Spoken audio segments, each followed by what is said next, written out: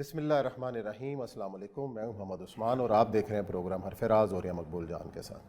ناظرین، ماہ رمضان کا پورا مہینہ آپ نے گزارا اپنے احتساب کے ساتھ، ایمان کے ساتھ، اور کچھ سمیٹ لینے کی جستجو کی، کوشش کی۔ اللہ تعالیٰ ان تمام کوششوں کو قبول فرمائے اور ہمیں اپنے پسندیدہ لوگوں میں شمار کر لے۔ اور ایسے بدقسمت لوگ بھی رہے کہ جنہوں نے اس رمضان کی رحمتوں اور برکتوں سے کچھ نہ سمیٹا۔ آج کی رات، جس کے بارے میں لیلۃ الجائزہ بھی اس کو کہا جاتا ہے، کہ اپنا جائزہ لیا جائے کہ ہم نے اس میں کیا کیا، اللہ سے دعا مانگی جائے۔ اور یہ بھی بعض روایات میں ہے کہ اس رات جو ہے وہ مزدوری عطا کی جاتی ہے۔ اب یہ رات ہے، یہ رمضان کی آخری رات، اس پہ بھی بات کریں گے۔ اور آج کا ہمارا موضوع ہی یہ ہے کہ پورا اس رمضان کو جس طریقے سے آپ نے گزارا، باقی سال کے 11 مہینے آپ نے کس طریقے سے گزارنے ہیں، اور جو سبق آپ نے اس مہینے پڑھا اور حاصل کیا اس کو امپلیمنٹ باقی 11 مہینوں پہ کس طرح کرنا ہے، یہ ہے آج کا ہمارا موضوع۔ ہمیں آج ہمارے معزز مہمان ڈاکٹر پروفیسر محمد حماد لکھوی صاحب نے جوائن کیا، انہیں خوش آمدید کہیں گے شو میں۔ اور اوریا صاحب سے میں کہوں گا کہ بات کو آگے بڑھائیں اور جو ایک مختصر سا جو ایک جائزہ ہے اپنا بھی لیں ہم، کہ ہم نے کیا کیا۔ خیر، اپنا جائزہ تو خاتم کیا لے آپ، سوائے جسے کہتے ہیں ندامت کے اور شرم کے، شرمندگی کچھ نہیں۔ میں ڈاکٹر صاحب اس بات پر شروع کرنا چاہتا ہوں، یقیناً آپ اس حدیث سے آشنا ہوں گے کہ رسول اللہ صلی اللہ علیہ وسلم نے فرمایا کہ جس کو رمضان کا مہینہ مل گیا اور وہ اپنی بخشش نہ کروا سکا تو وہ بہت بد نصیب ہے۔ تو اس سارے معاملے کے اندر جو ہم نے یہ جو اسٹاک ٹیکنگ ہوئی ہے، یہ سب کچھ جو کچھ ہمارا رویہ کیا ہوتا ہے، ایک عمومی رویہ صرف میں اس پر ڈسکس کروں، باقی آپ بات کیجیے گا کہ ہم تمام سارے وہ غلط کام رمضان کے آنے تک روک دیتے ہیں، اور جس دن صبح عید ہوتی ہے ہم بالکل ایسے لگتا ہے جیسے ہم نے شیطان کی طرح آزاد ہو چکے ہیں، اور ہماری وہ ٹریننگ، وہ روزے، وہ سب کچھ وہ کہاں چلا جاتا ہے۔ اور ایسا کیوں ہے؟ معاشرتی دباؤ ہے، یا ہم رمضان کو صرف ایک تہوار کے طور پہ، ریچول کے طور پہ لیتے ہیں کہ صبح فاقہ کیا، رات کو اچھی افطاری کی، صبح اب تو دونوں فیشن بن چکے ہوئے ہیں۔ آپ سحری کبھی زندگی میں نے نہیں سوچا تھا کہ گھر سے باہر کی جاتی ہوگی، اب تو سحری جو ہے اب تو فنکشنز ہوتے ہوئے ہیں، اور بازار میں کھانا، اب خود سوچیں کتنی بڑی اس کے بارے میں وعید ہے کہ بازار میں کھانے والوں کے لوگ گواہی نہیں لیتے تھے، خاص طور پہ شریعت کے اندر۔ ہمارے ہاں تو وہ رمضان میں اس کا حصہ بن چکا ہوا ہے۔ اس میں میں کہتا ہوں کہ بسم اللہ آپ خود اس میں گفتگو فرمائیں۔ بسم اللہ الرحمن الرحیم۔ دیکھیں، اسلام کے دو فیچرز ایسے ہیں جو اگر ہم ہمہ وقت ذہن میں رکھیں تو کافی حد تک رمضان کا مسئلہ بھی ہماری سمجھ میں آ جاتا ہے۔ ایک تو یہ ہے کہ پارٹ ٹائم مسلمان اللہ کو پسند نہیں ہے، بے شک جزوی مسلمان، جزوی سبمیشن جو ہے وہ اللہ تعالیٰ پسند نہیں کرتا۔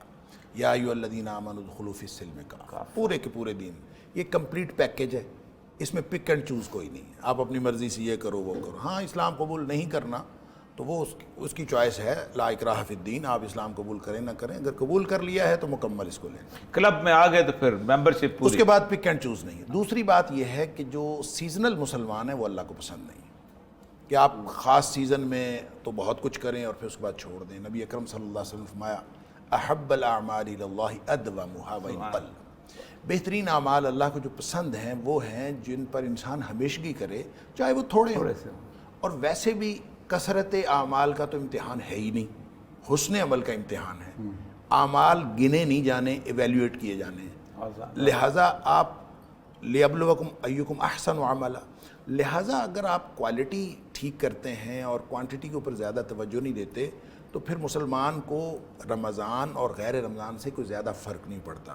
اسی لیے جیسے حضرت عائشہ صدیقہ رضی اللہ تعالیٰ عنہ نبی اکرم صلی اللہ علیہ وسلم کے بارے میں بتاتی ہیں کہ آپ رمضان اور غیر رمضان میں 11 رکعت پڑھتے تھے، تو اس کا مطلب یہ ہوا کہ زیادہ نہیں کرتے تھے۔ نبی پاک صلی اللہ علیہ وسلم نے اپنا ایک معمول رکھا ہوا تھا، سبحان اللہ۔ اسی معمول کو رمضان میں بھی جاری رکھتے تھے، سوائے اس کے کہ جو طاق راتیں ہیں اس میں آپ نے لیلۃ القدر، آخری عشرے کی طاق راتوں میں لیلۃ القدر تلاش کرنے کا حکم فرمایا، خود بھی آپ فرماتے تھے، پھر اعتکاف میں فرماتے تھے۔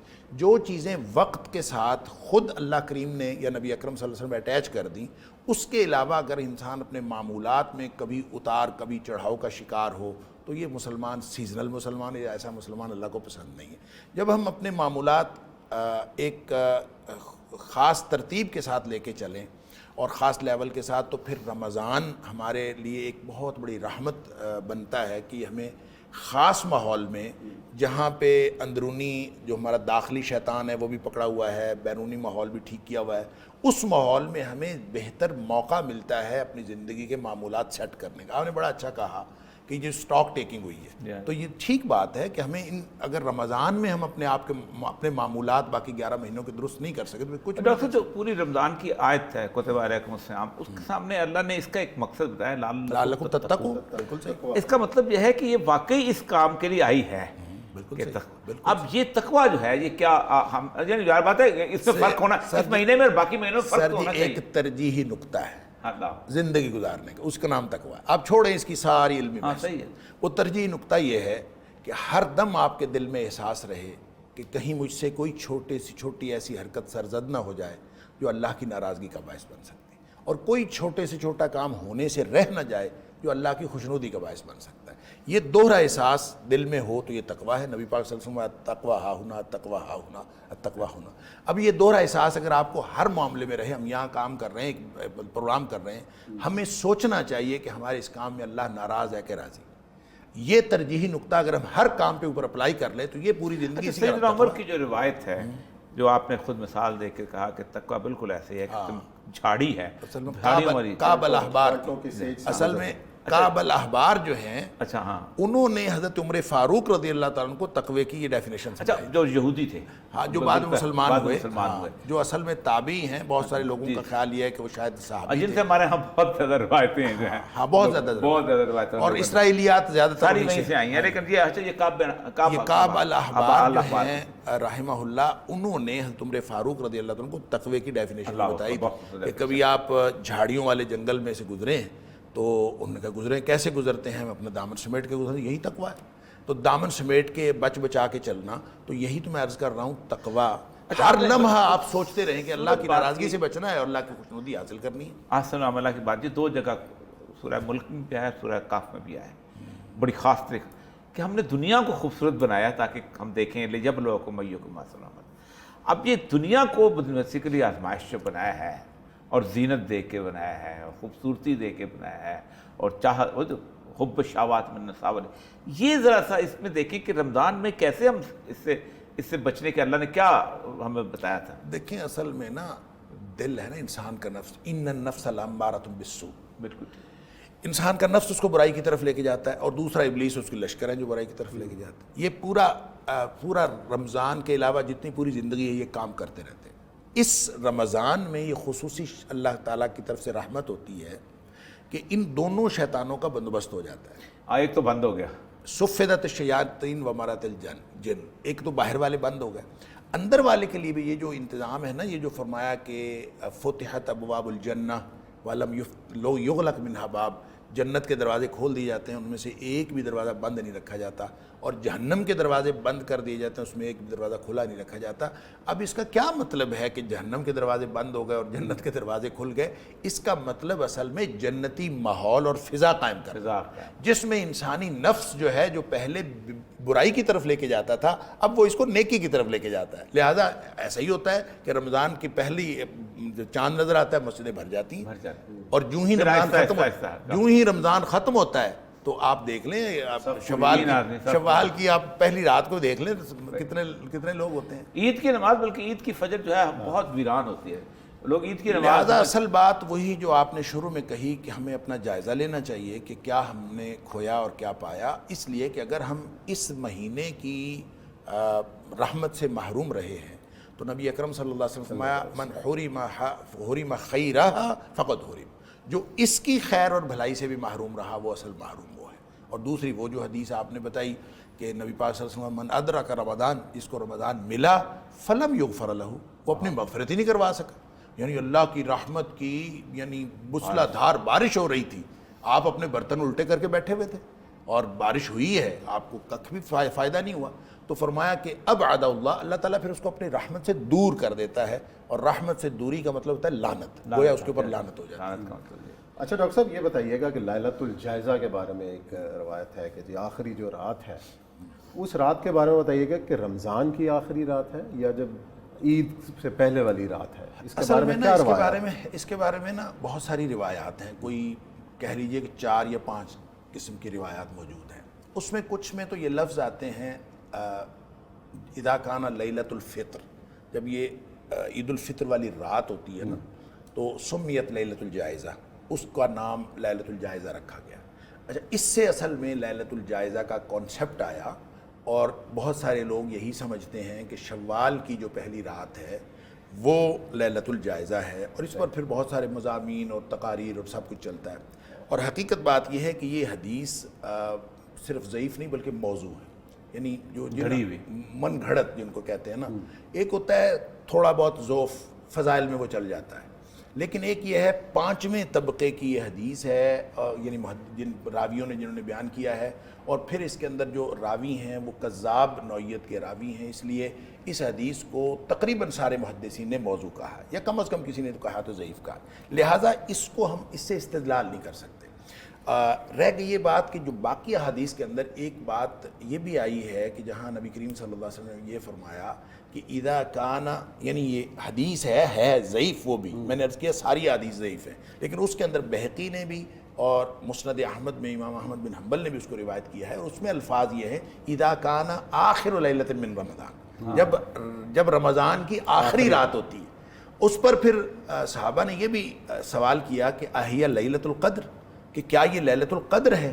آپ نے فرمایا نہیں، لیلۃ القدر تو 5 طاق راتوں میں گزر گئی، یہ جو آخری رات ہے وہ جب مزدوری کر چکا ہوتا ہے تو پھر اس کو مزدوری دی جاتی ہے، اس کو انعام دیا جاتا ہے۔ تو یہ بھی اگر کوئی لیلۃ الجائزہ کا کوئی کانسیپٹ ہے تو وہ پھر رمضان کی آخری رات ہے، وہ شوال کی پہلی رات ہرگز نہیں ہے۔ اور یہ نبی اکرم صلی اللہ علیہ وسلم کے معمولات سے بھی ہمیں پتہ چلتا ہے۔ امام ابن قیم نے رحمہ اللہ نے زاد المعاد کے اندر لکھا ہے کہ نبی اکرم صلی اللہ علیہ وسلم اس رات کو بالعموم سو کر گزارتے تھے، اس رات میں کوئی خصوصی عبادت نبی پاک صلی اللہ علیہ وسلم نہیں فرماتے تھے۔ اور ویسے بھی آپ کا اعتکاف ہمیں معلوم ہے، جو سنت اعتکاف سب کرتے ہیں، تو اعتکاف تو نبی پاک صلی اللہ علیہ وسلم شوال کا چاند نظر آتے ہی نکل جاتے تھے۔ تو اگر یہ رات شوال کی پہلی رات ہوتی، ایک اور بھی حدیث ہے جس میں آتا ہے کہ جو عید اور عید الفطر اور عید الاضحیٰ کی 2 راتوں کو جاگا تو لم یمت قلبہ یوم تموت القلوب، اس کا دل اس دن مردہ نہیں ہوگا جس دن دل مردہ ہو جائیں گے۔ اب یہ ابن ماجہ میں روایت ہے، یہ موضوع ہے، من گھڑت۔ تو نبی کریم صلی اللہ علیہ وسلم نے ایسا کوئی معمول کیا نہیں ہے، اور آپ نے کبھی بھی یکم شوال والی جو رات ہے اس میں کوئی خصوصی معمول نہیں فرمایا۔ لہذا عبادت کی جائے، عبادت ہر رات ہو سکتی ہے، ہونی چاہیے، مباح ہے، لیکن اس کی خاص فضیلت سمجھنا وہ نہیں ہے۔ اگر کوئی فضیلت کا کوئی تصور بن بھی سکتا ہے تو وہ رمضان کی آخری رات ہے، شوال کی پہلی رات نہیں ہے۔ جی یہاں پہ ناظرین بریک لیتے ہیں، بریک کے بعد آئیں گے اور گفتگو کا سلسلہ جاری رہے گا۔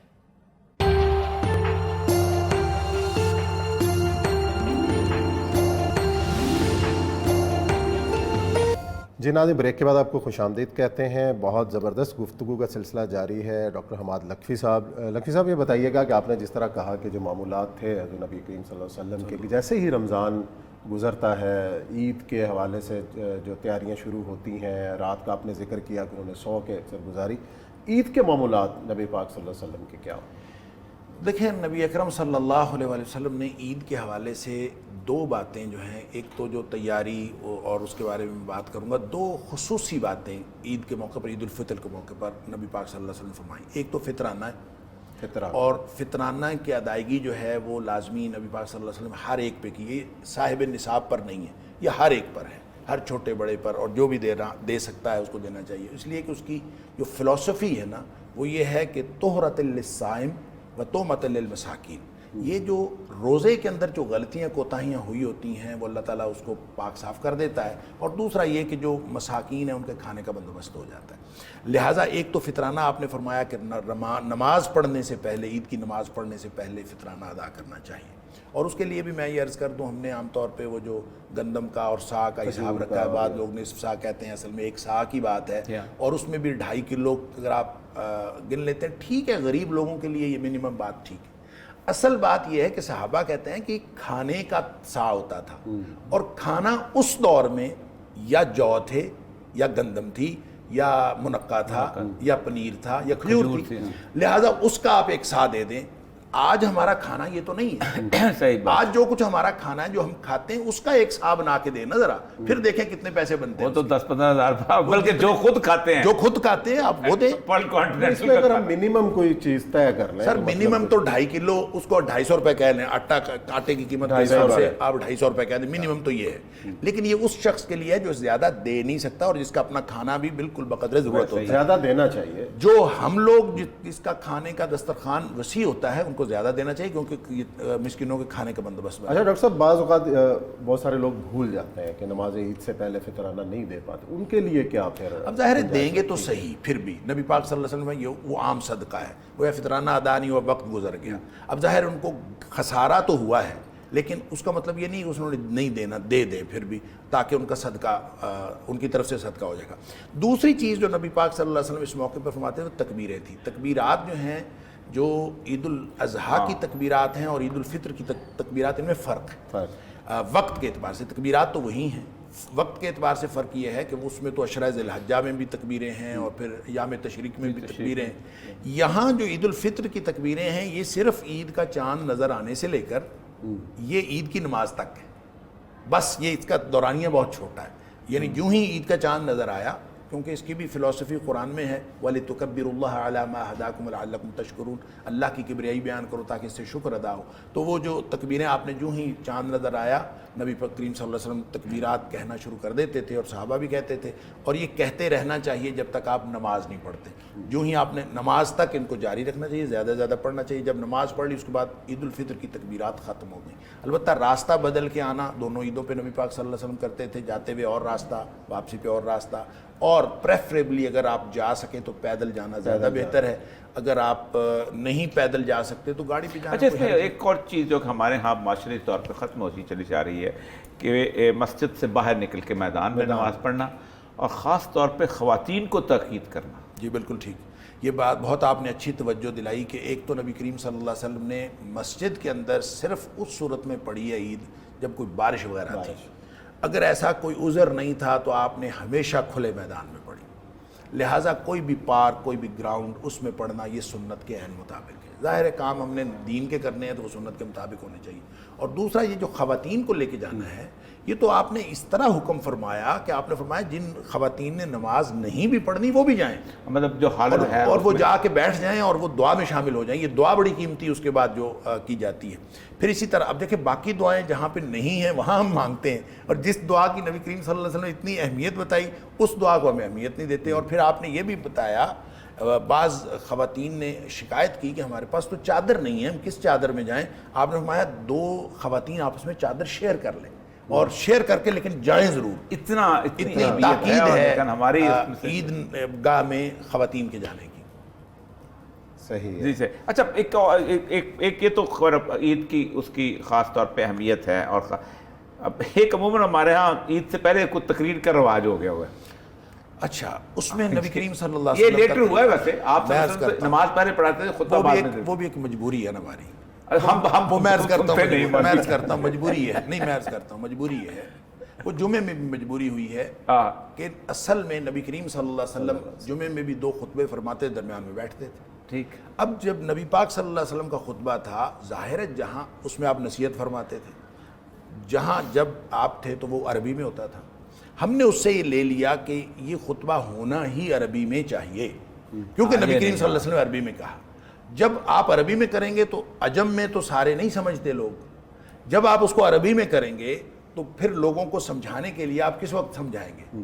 اس کے لیے آپ نے پھر الگ تقریر شروع کر دی کہ پہلے ہم الگ تقریر کر لیتے ہیں, خطبے الگ پڑھ لیتے ہیں. یہ اصل میں لوکل ضرورت کے تحت, وگرنہ ضرورت اصل میں یہ بات ہے کہ آپ عربی کے وہ الفاظ جو نبی پاک صلی اللہ علیہ وسلم ہر خطبے میں ارشاد فرماتے تو پڑھیں, اور جو نصیحتیں آپ تبدیل فرماتے تھے وہ آپ نصیحتیں لوگوں کو کر دیں. وہ آپ اس کے لیے سارا خطبہ عربی میں ہونا ضروری نہیں, آپ وہ عربی والے الفاظ جو نبی پاک صلی اللہ علیہ وسلم ادا فرماتے تھے وہ کر دیں, اور اس کے ساتھ آپ اپنی لوکل زبان میں ان کو جو بھی آپ کہنا چاہتے ہیں کہہ لیں. اس سے دونوں خطبے بھی ہو جاتے ہیں اور الگ تقریر کی ضرورت بھی نہیں ہوتی. عید میں بھی یہی ہوا, نبی پاک صلی اللہ علیہ وسلم پہلے نماز ادا فرماتے, بعد میں مختصر سا خطبہ ارشاد فرماتے, اس کے بعد دعا کرواتے.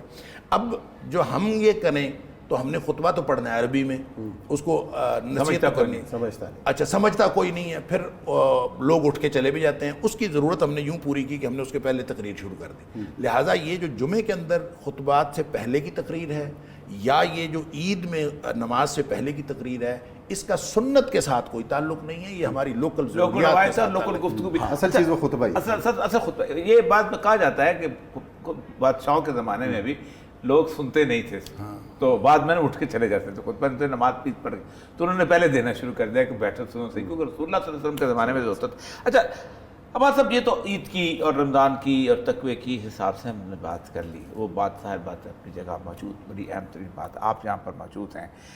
یہ جو آج ہم جس طرح کی صورتحال کا شکار ہوئے ہیں، ہمارے اندر جو ایک ہیجان ہے، ہمارے اندر جو ایک بے یقینی ہے، یہ ساری کی ساری عدم برداشت ہے.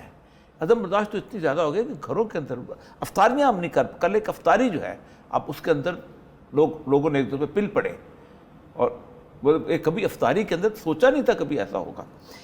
اس کو ہم ایک مستقل ایک ہماری صورتحال ہے.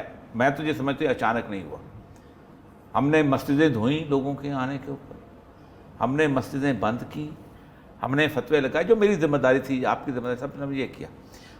ہم نے سیاستدانوں کے اس کے معاملے کے اندر ہم نے ایک دوسرے کو واجب القتل کیا، سب کچھ کیا. یہ جو اظہار ہے اس کو ختم کیسے کیا جا سکتا ہے؟ دیکھیں میرے خیال میں اس میں پورے براٹ اپ کا تعلق ہوتا ہے، آپ کس ماحول میں پروان چڑھے ہیں، آپ کا تعلیمی جو بیک گراؤنڈ ہے وہ کیا ہے. اب دیکھیں ایک تعلیمی بیک گراؤنڈ ہے مدارس کا، اور ایک تعلیمی بیک گراؤنڈ ہے کالج یونیورسٹیز کا، فارمل ایجوکیشن.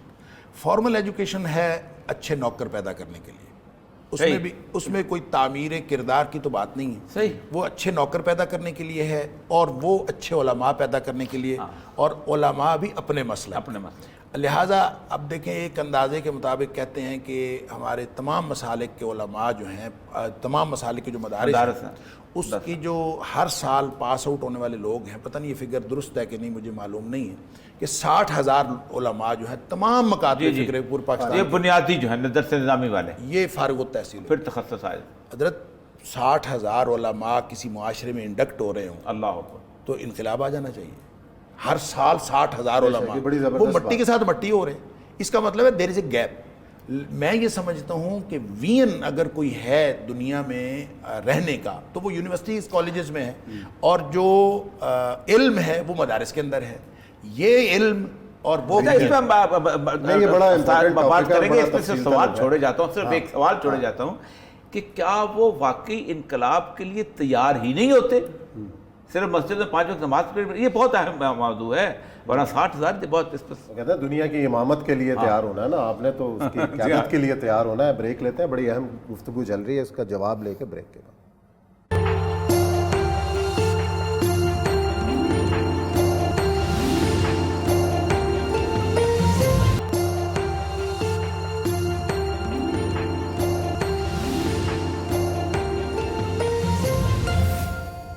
جی ناظرین، بریک کے بعد آپ کو خوش آمدید کہتے ہیں. بڑا اہم سوال اوریہ صاحب نے کیا تھا کہ جس طرح آپ نے کہا کہ 60,000 سے زیادہ علماء دینی مدارس سے فارغ التحصیل ہو رہے ہیں، اسی طریقے سے یونیورسٹیوں سے بھی لاکھوں لوگ جو ہیں وہ ڈگریاں لے کے میدان عمل میں آتے ہیں، تو معاشرے میں تبدیلی کیوں نہیں آتی؟ اور جو ہے شعر کے لیا جائے گا امتحان، یہ کمال ہے. دیکھیں میں صرف ایک چھوٹا سا واقعہ بات کرتا ہوں کہ سبق پڑھ عدالت کا، شجاعت کا، سخاوت کا لیا جائے گا. میں 5ویں جب پاس ہوا تھا نا، تو میرے ٹیچر تھے، آخری دن انہوں نے دعا کروائی تھی ہمارے، تو انہوں نے کہا اللہ اے بچے تیرے نبی پاک کی گلشن کے پھول ہیں، ان کو حضرت ابوبکر کی صداقت عطا فرما، حضرت عمر کی شجاعت عطا فرما، حضرت عثمان کی سخاوت، حضرت علی کی عدالت. وہ میرے لیے رول ماڈل پوری زندگی رہے ہیں. کیا ہمارا عالم جو نکلتا ہے، کیا وہ صرف یہی سمجھتا ہے کہ اس نے 3 کام کرنے ہیں؟ پیدا ہوتے ہوئے اس نے اذان دینی ہے، 5 وقت نماز پڑھانی ہے، اور مرتے ہوئے جنازہ. چوتھا کام تبدیلی کا اس کا ہے ہی نہیں، یا ہم دیتے ہی نہیں اس کو معاشرے کے اندر، یہ کام رول ہی نہیں دیتے. وہ اقبال نے کہا تھا قوم کیا چیز ہے، قوموں کی امامت کیا، اس کو یہ کیا سمجھیں 2 رکعت کے. اب مسئلہ یہ ہے کہ مدارس ان کو کیا وین دے کے باہر نکال رہے ہیں، کیا انقلابی سوچ ہے، کیا پوری دنیا کو بدل دینے کا. دیکھیں نبی کریم صلی اللہ علیہ وسلم فرمایا بنی اسرائیل کے انبیاء جو تھے وہ تسوسہم الانبیاء، وہ ان کے سارے معاملات کی نگرانی کرتے تھے، مانیٹرنگ کرتے تھے. ساسا یوسوسو کا مطلب نگرانی کرنا، پوری مانیٹرنگ کرنا. اب وہ کرتے تھے. اب جب وہ ایک نبی چلا جاتا تھا دوسرا آ جاتا تھا. فرمایا میرے بعد تو نبی کوئی نہیں ہے، البتہ خلفاء ہوں گے. اب کام ہے امتیوں پر. امتی کون ہے؟ یہی مدارس والے، یہی یونیورسٹیز والے. کسی نے اس کام کو، نبی کریم صلی اللہ علیہ وسلم کے کام کو اپنے ذمے لیا ہی نہیں، اپنی ذمہ داری سمجھا ہی نہیں کہ ہم نے یہ کام بھی کرنا ہے. بس اپنے اپنے معاملات ہیں. وہ جیسے ایک حدیث میں نبی پاک صلی اللہ علیہ وسلم اذا تبایعتم بالعین واخذتم اذناب البقر ورضیتم بالزرع، جب تم اپنے اپنے کاروبار میں خوش ہو، اپنا کھیتی جھاڑ ٹھیک آ گیا، فصل ٹھیک ہو گئی، اسی پہ خوش ہو، تو سلط اللہ علیکم ذلا، اللہ تمہارے اوپر ذلت و رسوائی مسلط کر دے گا. اللہ. اب دیکھیں ذلت و رسوائی یہ بے سبب نہیں ہے. ہمارا فوکس ہی نہیں ہے. ہم نے امت، ملت، قوم، یہ ہمارے موضوعات ہی نہیں ہیں. ہمارے موضوعات جب تبدیل ہو گئے اور ہم اپنے ایک بالکل چھوٹے چھوٹے تنگنائیوں میں رہ گئے، تو پھر اس کا نتیجہ یہ نکلا کہ سلط اللہ علیکم ذلا، اللہ تعالیٰ نے تمہارے پر ذلت و رسوائی مسلط کر دی. نبی پاک صلی اللہ علیہ وسلم نے پہلے پیشین گوئی فرما دی. پھر آپ فرمایا لا ینزعہ، وہ واپس بھی نہیں کرے گا. جس نے مسلط کی ہے وہ واپس بھی نہیں کرے گا. حتی ترجعوا الی دینکم، جب تک تم دین کو پہلی ترجیح نہیں بناؤ.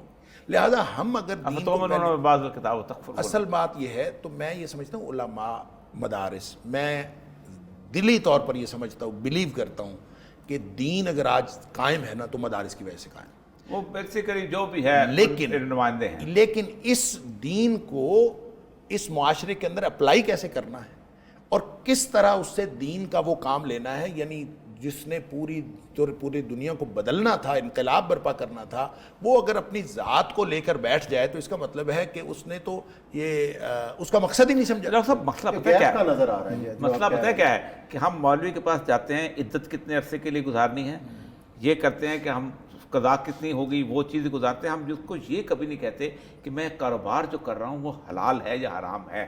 میں زندگی کو گزارتا ہوں، اس کے اندر میرے رویہ والدین کے ساتھ، بچوں کے ساتھ قطعاً ہم نے نہیں پوچھا.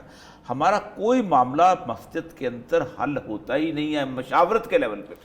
گیپ یہ ہے جو آپ پوچھ رہے ہیں، گیپ یہ ہے. دیکھیں قرآن کو دیکھیں نا، نماز کا اجمالی حکم ہے، حج کا اجمالی حکم ہے، معاشرتی معاملات کا تفصیلی حکم ہے. تو وہ معاشرتی معاملات جس سے دین پریکٹیکلی نظر آنا ہے، اس کو تو ہم نے الگ کیا ہوا ہے، اس کا دین کے ساتھ تعلق ہی نہیں. ایک مسئلہ وہ ہوا جو ہمارے معاشرتی طور پر ہم نے دین کو اپنی زندگیوں سے نکال دیا، اور دوسرا عملی علمی میدان میں ہم نے یہ کیا کہ اسلام کو اسلامیات بنا دیا. اور وہ اسلام جس کا ہر شخص کی زندگی کے ساتھ تعلق تھا، انجینئر سے بھی، ڈاکٹر سے بھی، ہر شخص کی زندگی سے تعلق تھا، اب وہ اسلامیات پڑھنے والے کی بھی زندگی سے نکل گیا. وہ ہمیں ضرورت نہیں رہی، کیونکہ یہ ایک سبجیکٹ بن گیا اور ایکٹ پار آ گیا، باقی سبجیکٹ کے برابر ایک اسلامیات پڑھنا ہے. جیسے انہوں نے پی ایچ ڈی کرنی ہے، آپ نے پی ایچ ڈی کرنی ہے، جیسے وہ لیکچرر لگے آپ بھی لگ گئے. تو یہ برابر آ کے اس نے وہاں بھی زندگیوں سے گویا دستبرداری، ہم نے دستبرداری اختیار کر لی. تو اسلام ہمیں کہیں بھی نہیں نظر آتے، نہ علمی طور پر نہ عملی طور پر ہماری معاشرت میں. اگر ہم آج بھی اس کو دین اسلام سمجھ کر اپنی پہلی ترجیح بنا لیں گے، حتیٰ ترجعوا الی دینکم کو، تو ہم اس کو اپنی زندگیوں میں داخل کریں گے تو پھر انقلاب برپا ہوگا. وہ کالج یونیورسٹی کے طلبہ ہوں یا وہ مدارس کے طلبہ ہوں، جب تک یہ زندگی کے اندر داخل نہیں ہوگا نا دین، اس وقت تک نہ کوئی تبدیلی آئے گی، نہ تعمیر سیرت و کردار ہوگی. دیکھیں چھوٹی سی صورت ہے سورۃ العصر، جس کے بارے میں امام شافعی علیہ الرحمہ نے کہا تھا 114 صورتیں نہ نازل ہوتی، صرف ایک اکیلی صورت نازل ہو جاتی اور لوگ اسی کو سمجھ کر اس پر عمل کر لیتے تو انسانیوں کی فلاح کے لیے یہی کافی تھا. کیا ہے؟ والعصر ان الانسان لفی خسر، زمانے کی قسم ہر انسان خسارے میں. 4 صرف بچے ہیں، الا الذین آمنوا وعملوا الصالحات وتواصوا بالحق وتواصوا بالصبر. اب یہ جو 4 ہیں، یہ چاروں مراحل ہیں. اصل میں ایمان پہلا مرحلہ ہے جو فکر و کردار کی تطہیر ہے، اور جو عمل الصالحات یہ دوسرا، یہ تعمیر سیرت و کردار ہے. اور پھر تواصی بالحق یہ معاشرت ہے ساری. اور پھر جو تواصی بالصبر ہے، یہ جب ٹکراؤ پیدا ہوتا ہے اور تصادم پیدا ہوتا ہے وہاں، تو یہ اصل میں پورا دین اس کے اندر آ گیا ہے. آپ اگر اس پر عمل کر لیں تو ایک صورت ہی کافی ہے، نہ عمل کریں تو پورے قرآن پڑھتے رہیں. بس یہ بڑی زبردست گفتگو اور زندگی گزارنے کا ایک طریقہ، جس طرح حضرت نے کہا کہ سورہ عصر کے اوپر ہی آپ غور کر لیں تو آپ کی زندگی سنور جائے. اور اسی نوٹ کے ساتھ پروگرام ختم کرتے ہیں. آپ کو پیشگی عید مبارک اور عید کا دن. اپنے ارد گرد لوگوں کا بھی خیال رکھیں، خوش رہیں اور خوشیاں بانٹیں. اللہ حافظ.